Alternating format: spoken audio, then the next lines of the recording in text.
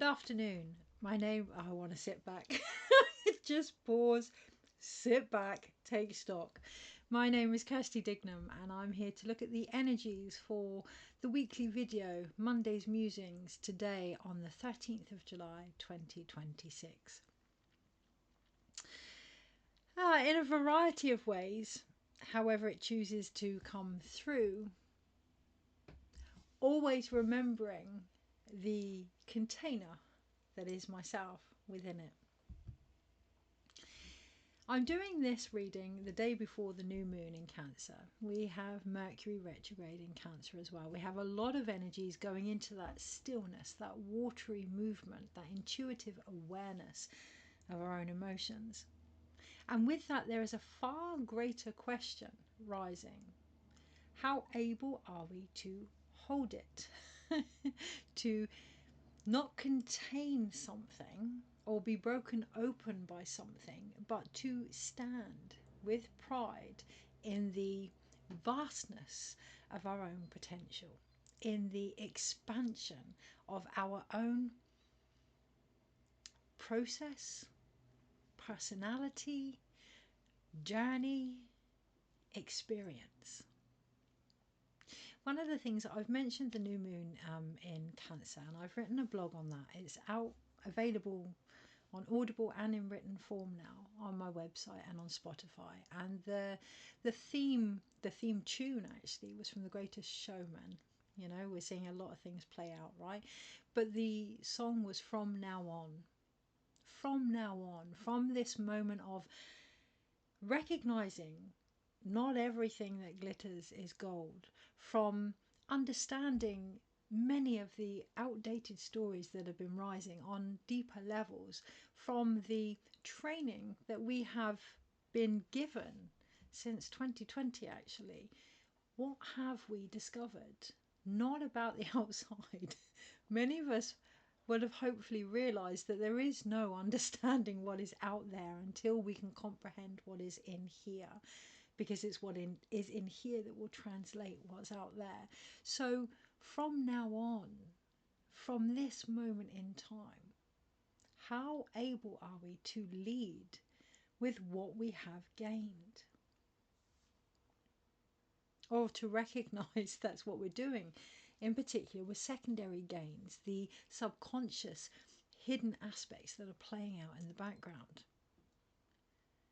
How much do we trust our own ability to make the choices that are needed if we want something different?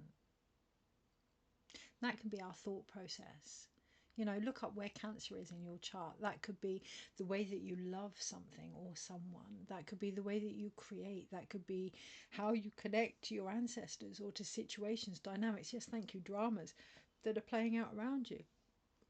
How we relate. How we relate to each other, the world, ourselves within it, our experiences, our connection, whether it's source, whether it's spirit, whether it's the land, how we actually relate with the ideas that pop into our head, with the fears, with the joys, with the excitement, with the anxieties, with the emotions, with the energy that is constantly moving, the energy in motion. How do we relate to that? How do we relate to the very thing that initiates change? We get so caught up in the end game, the outcome, what we actually want. How do we relate to the process, the feelings that are necessary in order to provide that? Are we trying to skip over it? Do we judge them? Would we rather be without them? Are we looping over certain aspects without embracing all of it? How well can we hold space for ourselves by creating room from within, expansion from within, going beyond what we think, what has always been, our experiences? Are we willing to do that? So there is something going on astrologically, which I don't want to get too much into details with. I've actually looked online because I can't remember the name. The Barbaultsbasket, I've probably pronounced that totally wrong.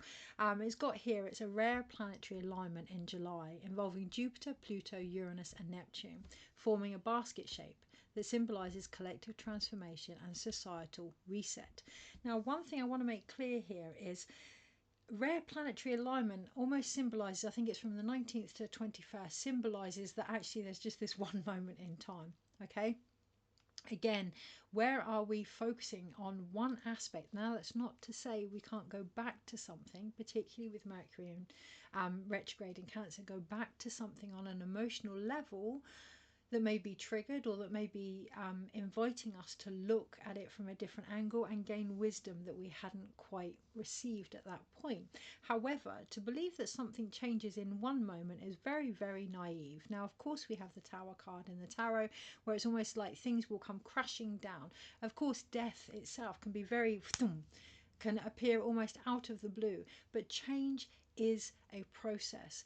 So to believe that one moment in time, one scenario, one person, one experience is going to shift something that is beyond is very, very naive, and kind of shirks responsibility on an individual and a collective level. So much as this basket thing is a beautiful thing, or has the potential to be a beautiful thing, it is one of many potentials. Okay, keep that in mind this week. The other thing, let me just look at the time. How are we doing for time? Yes, okay, so we're okay at the moment. The other thing, time, right? The other thing is to be aware of the underlying message. This is a basket. This is to do with how strong the handle is that we have on things, how able we are to hold things. So all the potential in the world doesn't mean jack shit if you're not going to act on it, or if you're going to act on it from a place that no longer serves you, or, you know, we can try and create something different, but if we don't look at the energy that's underneath it, even the minute aspects that's underneath it, then nothing is going to change. Sometimes that awareness doesn't come until we're faced with something that rocks the cradle. Now I'm seeing the basket as a cradle, right? That rocks the cradle, that, you know, shifts things within us that can be very similar to something we've experienced, but it is there just to bring up the reaction that we've had to it. Sometimes we don't know the underlying energy until we really shake things up. And this week, potentially, yes, there is a lot of positive, but that may come from a bit of a shake up first, a bit of a reality check first. So what else do we have that it has written here? So I've said it involves Jupiter, Pluto, Uranus and Neptune. It can be a societal reset, of course, yes. The French astrologer Andre Barbault was, according to this, a pioneer in mundane astrology. So he studied long-term cycles, and as a result managed to predict many things throughout time, including the pandemic. And this basket does take us back to that energy. It takes us back not to go over it, but to look at what we've gained as a result, who we've become as a result. You know, these big things can happen in our life, and they can make us or break us, right? Sometimes both. Break us and then make us, you know, or make us through their breaking, whatever. But the chance here is to look at what has shifted, how much we have grown, how much we have evolved, or not, as the case may be. And there's no judgment there, but it is about recognizing long-term cycles, long-term patterns. The other thing as well, because we can have a wisdom of a long-term pattern, sometimes we can predict something based on how it's been and not how it could be. Okay, so be mindful of that this week. We can see things playing themselves out, and yes, they have the potential to go a certain way, but they have many, many potentials, and that's going to take constant choice of where our focus is at. Okay, we have Jupiter and Leo, which is a beautiful, beautiful thing, very expansive of the heart, but very expansive of all things that are in the heart, our fears included.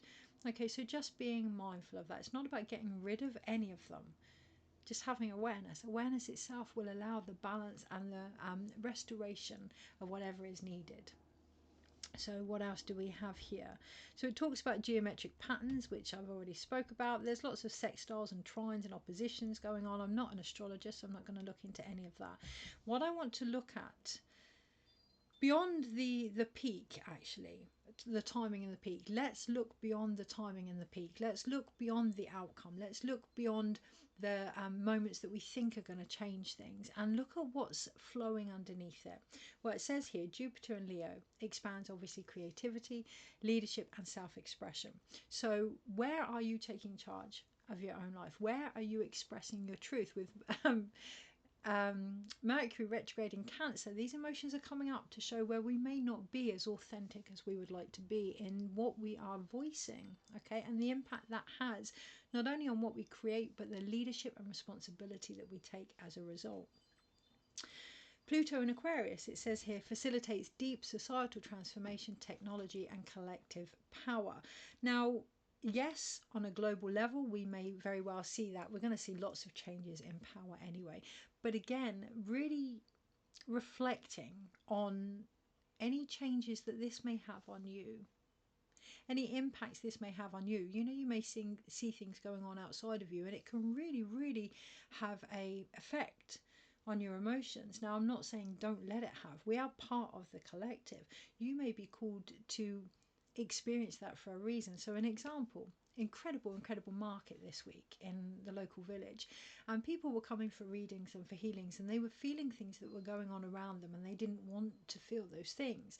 Rather than shut them off, rather than shut off their own emotional process, what we did was work with them. So the things that they were feeling were brought into the healing theirself and in ceremony transmuted. So, you know, it would be really great not to be so sensitive. But the truth of the matter is we are. The more our awareness increases, the more sensitive we are to the energies around us. This isn't about shutting them off. This is about working with them. We can get very caught up in the technology and the advanced technology that is out there, but don't forget our own. Don't forget our own process as the hollow bone that can receive these things and work through them.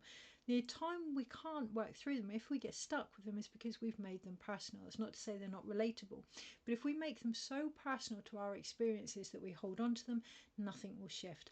So we will feel things that are relatable to what is going on for us, and the invitation there is to do something with it. Now, you may sit and meditate.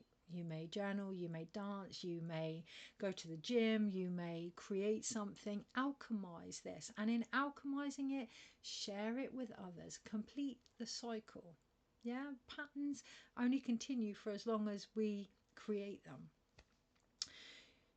So that's what's going to help with the transformation with society, recognizing we are all an individual component of that society and doing our bit, okay, however we feel drawn to do that, and recognizing the technology that we are, and in doing so building this more collective power.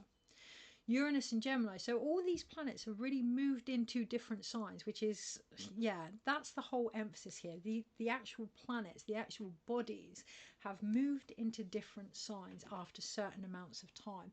Okay, so they've shifted the force that they are working with. Key there, okay? Shift the force that you're working with. Me working with astrology today seems to be going okay so far, but isn't something I would normally really focus on, particularly in a weekly reading. Uranus and Gemini, sparking innovation, communication and new ideas. So I've just said that. Okay, so Uranus, you know, the lightning bolt, the what I would call the Heyoka energy of the astrology, the world on its head, the Pachacuti type. Oh, that came out of the blue. Going with that, anything that comes out of the blue this week, work with it. Let it inspire new ideas. Help it to expand your awareness of what you do know. Get out of your comfort zone a little bit. Have some fun with it. Uranus can be really fun as well, unless we try and understand it. So trying to rationalize Heyoka energy is a no-go.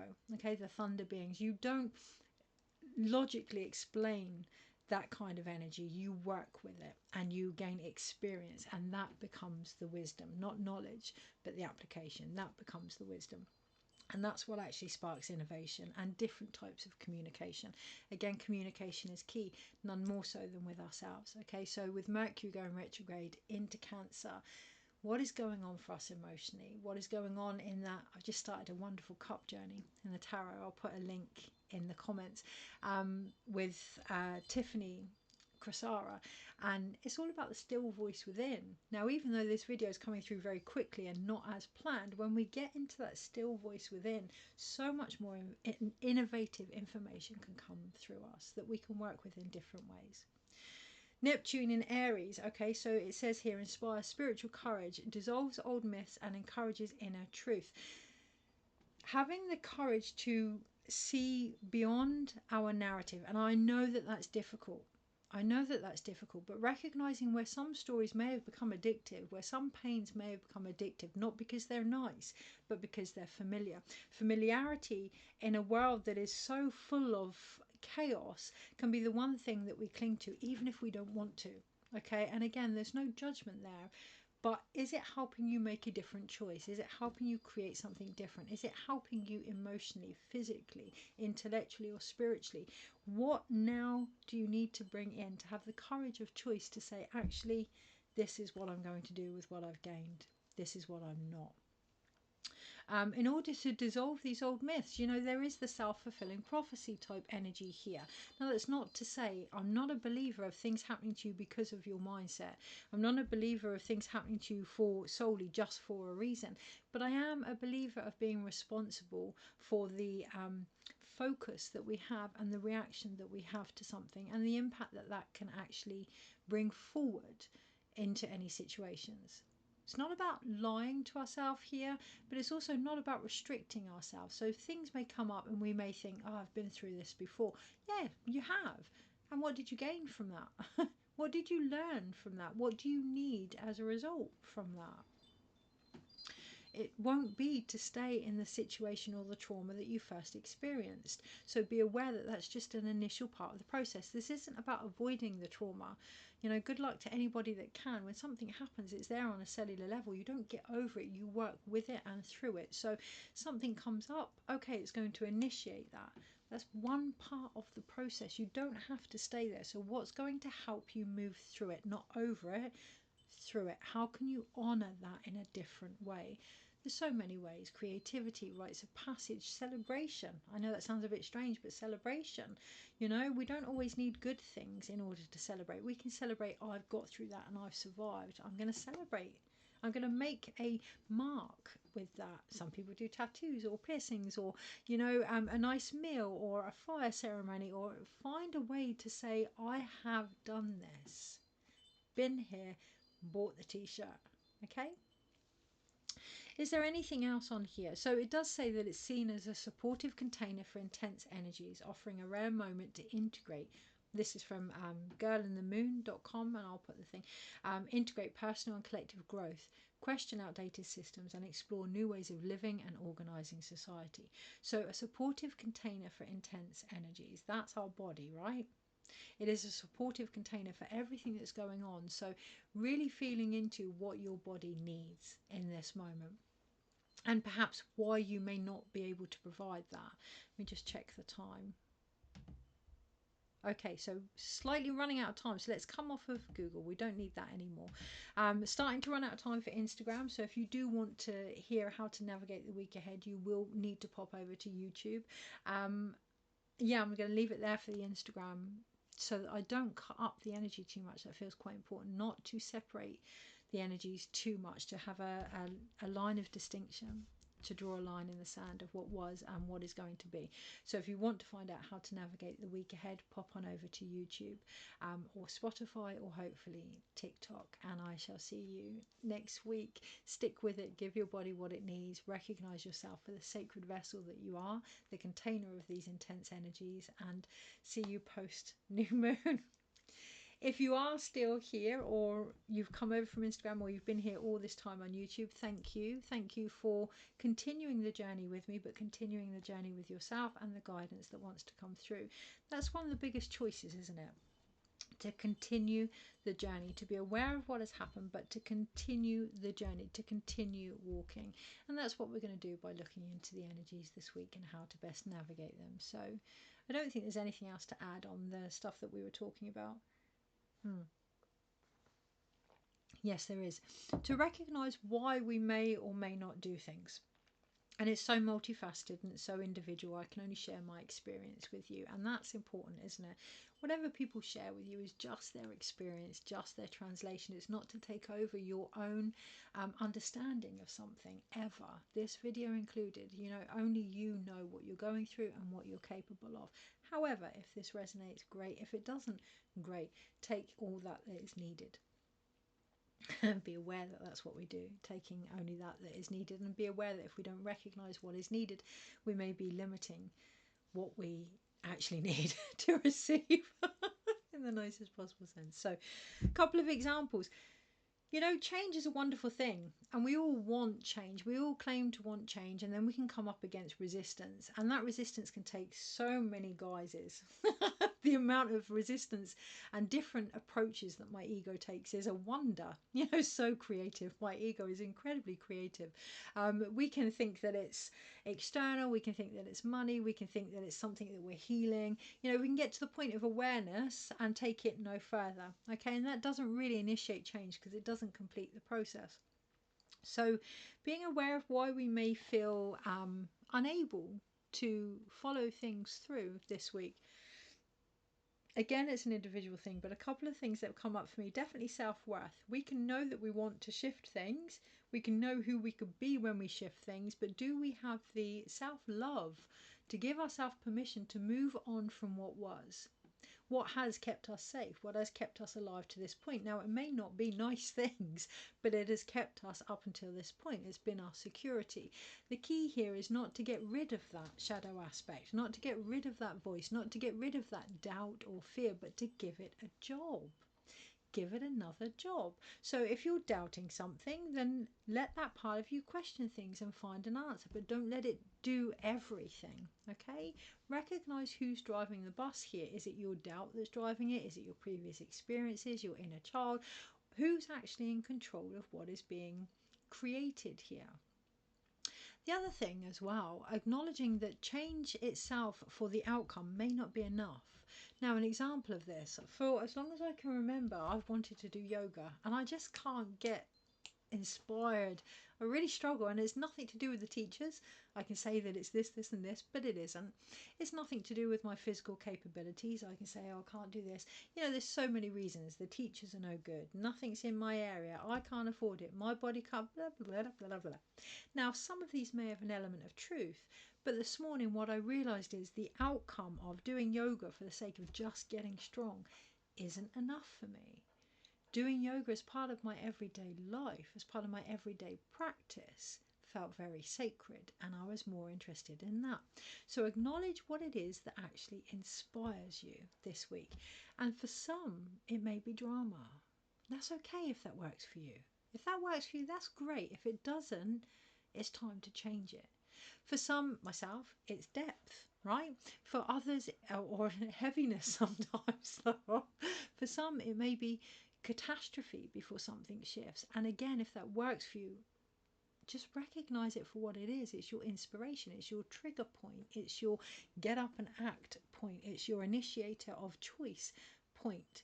For some, it may be a level of martyrdom before things start to shift. For some, it may be a narrative of only I can do this, and that's true.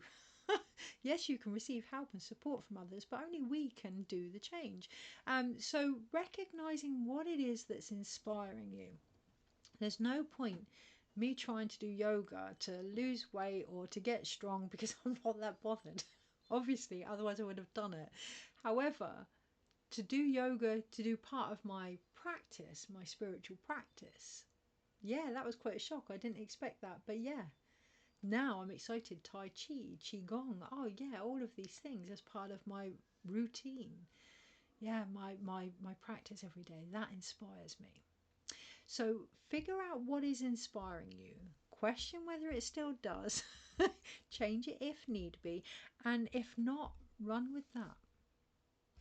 Okay, so energies this week, because inspiration is the great container. Inspiration is the great container. It doesn't matter what is lining up around us if we're not inspired.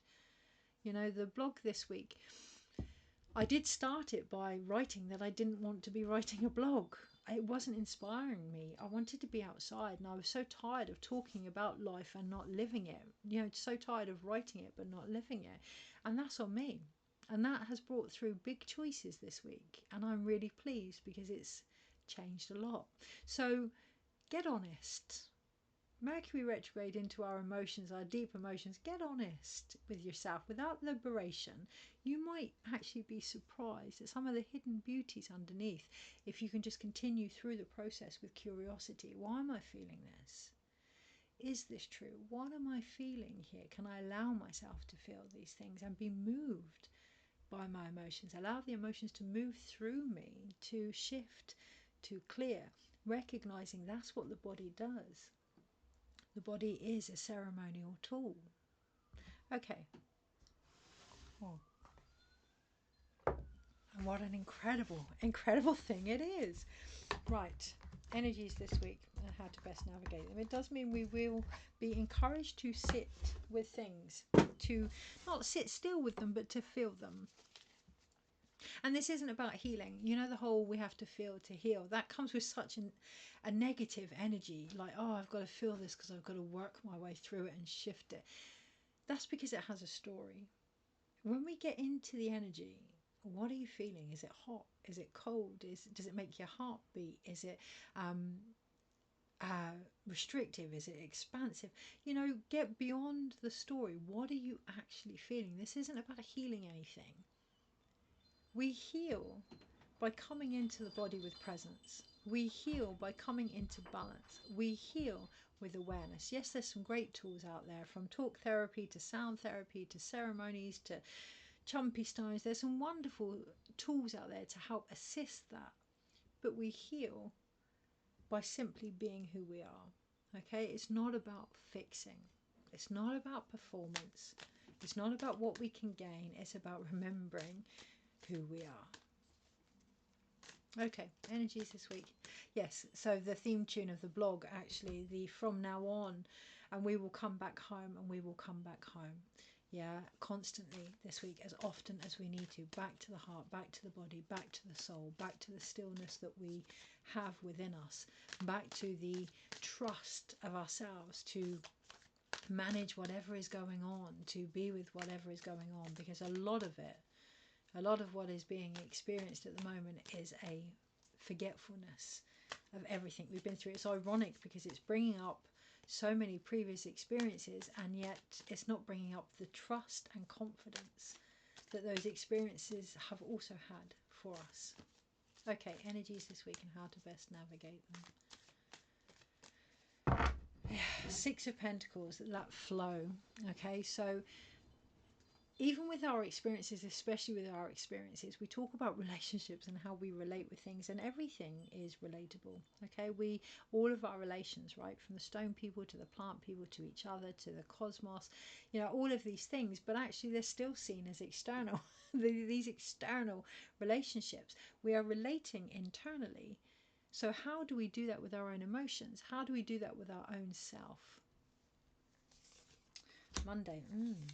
Tuesday, Wednesday, Thursday, Friday, Saturday, Sunday. Overall, so we do have major arcanas this week, which is, I think, a little bit of a reprieve, actually. It does feel as if collectively there's been this essence of trying to figure it out almost on our own, trying to, from a human perspective, and you know, it's limited. Humanity is limited by its own self most of the time because it struggles to see the vastness of itself within the cosmos and within everything. So every now and then a element of fate is always welcome, not to shirk responsibility. And that's important, isn't it? How often do we leave things until we have no choice so that we can say we had no choice? And there's been the encouragement the last few weeks to not work that way with the universe, because it's very have things done to us. The opportunity here is to work with rather than have done to. Overall, we have the energy of temperance. So we take that Six of Pentacles, that balance, that flow, and we expand it into our everyday life, into the mundane chop wood, carry water. We bring the divine essence of life itself through our emotions, recognizing they are messengers of that, and allowing ourselves to restore balance with everything that we do as a result. Our emotions aren't here to make life hard. They may be fucking inconvenient, but they're not here to make things hard. They're here to tell us what is going on. They're reading the room. They're our protection. They are our guardian angel. Yeah, they are the ones that say, hang on, I feel this, I feel that. You know, it doesn't matter if they're true for the environment, they're true for us. And the more we listen, the more we can be the container of them in a nurturing, feminine, motherly way, the safer we're going to feel with them this week. Particularly on the Monday when we have the King of Wands, we have the masculine spiritual driving force here that asks us, what is guiding us? Is it the lion's pride? You know, Jupiter and Leo, is it the lion's pride? Is it the lion's heart? Is it the lion's vision, the lion's strength, the lion's truth, the lion's courage, the lion's patience? Is it all of the above or none of them? What is our driving force? What is Jupiter in Leo to us? What is being expanded here? And there is no judgment. It may be fear, okay, but be aware of it. There is, you know, it could be martyrdom, but be aware of it. Recognize where, you know, the King of Wands is obviously the masculine, the spirit in masculine form. So our intuitive, inspirational ideas, if you will, that calling from within, that purpose, and the action that we give it. So what is the driving force here? Is it transmuting, transforming things, shedding light on things, illuminating things, warming things, or burning things out? That's our choice to discover and adapt or change or not, as the case may be. On the Tuesday, we have the first major arcana other than the overall energy of temperance, and it's justice. Now, this deck I adore. This is the Light Seers deck, and I adore this deck because justice is reflection. She's reflected back. Yeah, justice is an opportunity to draw the line. This is that line between what was and what could be in the reflection that we have of it. Pure and simple. Yes, we can talk about legalities. Yes, we can talk about you know, probably changes of authority or you know, relationship settlements out of court and things like, yes, of course, on the surface level we can talk about all the things that are happening out there, but justice encourages us to look at the balance that we have within as well. You know, with those scales, think of the energy of Matt. Is our heart as light as a feather? Are we authentically drawn to the truth that is coming through us? Are we applying that in how we see the world? Can we witness what is going on? Can we hold court for our own reflections, particularly on the Tuesday?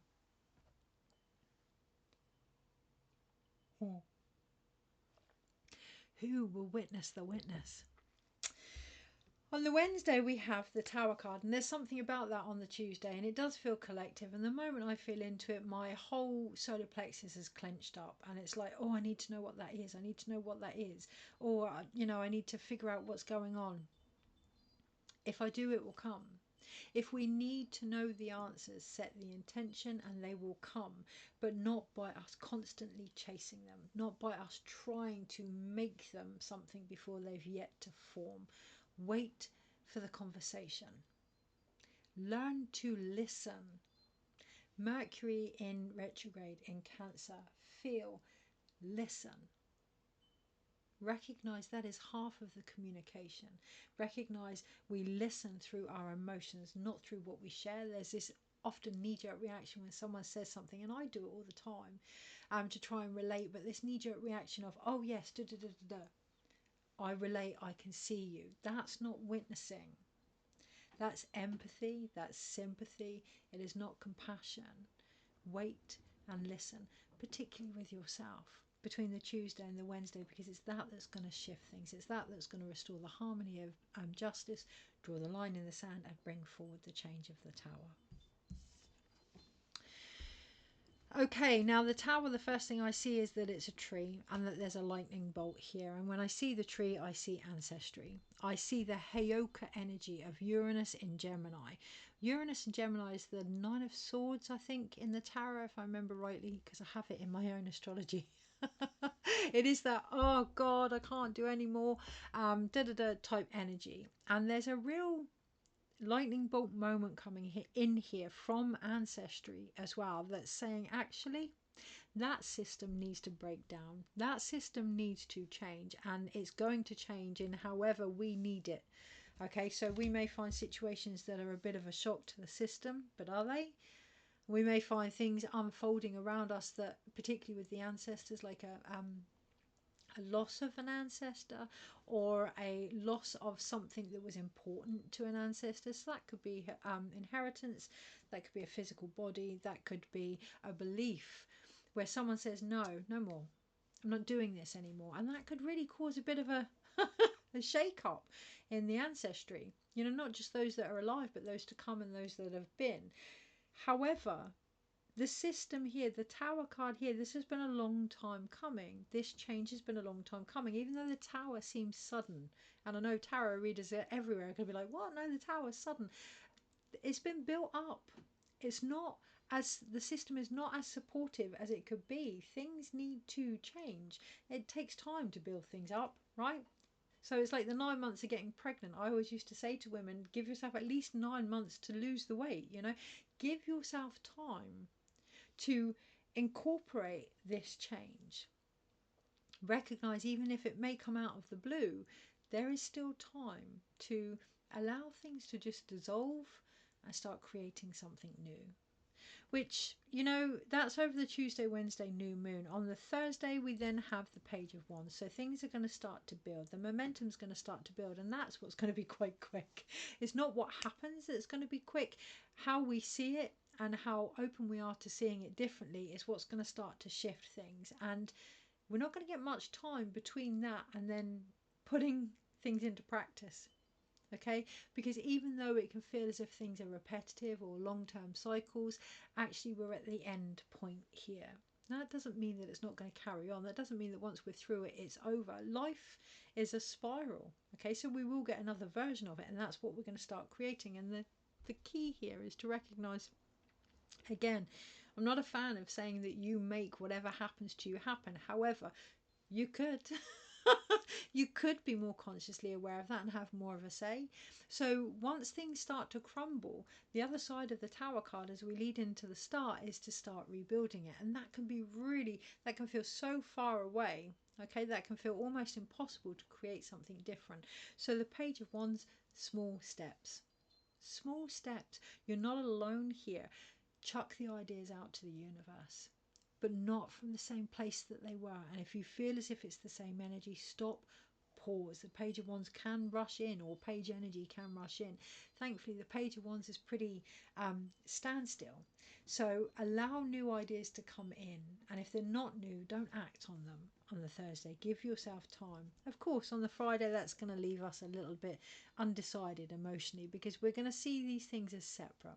All the time we see our healing as separate, what we're creating is separate, our relationships are separate, the external is separate, the cosmos is separate. All the time we see these things as separate, we're going to be confused.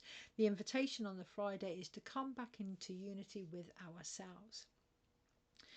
Have some curiosity with all of the potential that you're facing. No one's saying you can only have one decision here. Go with whatever draws you first. Allow and remember and recognize the process of inspiration. On the Saturday, we have the Ace of Wands.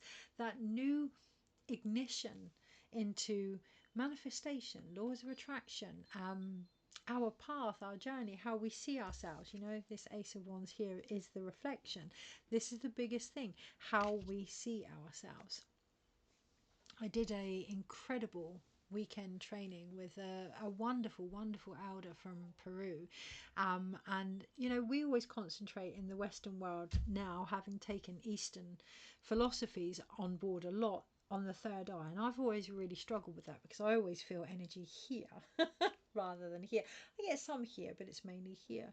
And over the weekend we discussed the Puhu, I think it's called the Puhu here, but basically where the soul comes back in. Okay, so they don't really have a third eye as such in these Andean traditions. It's more up here, and it's where the soul comes back in, the star people type energy. On the Saturday, be open to that.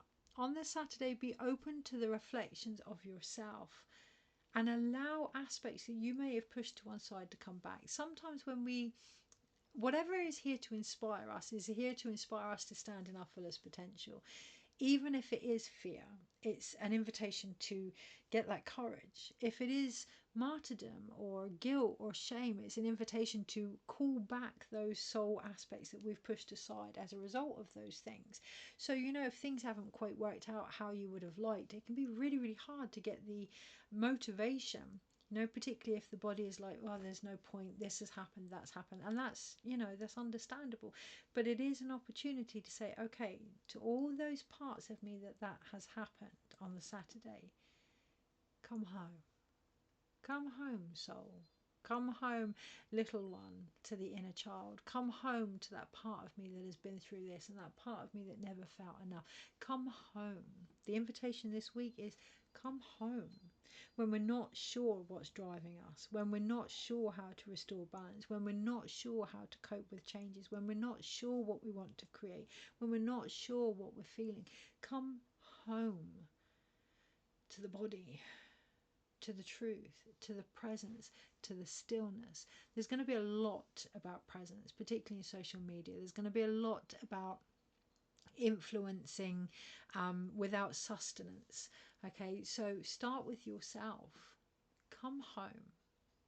On the Sunday, what that does is that brings a more inspiring feminine, even though the Knight of Wands is normally a masculine in other decks, in this one it's a feminine, and she's banging on her drum.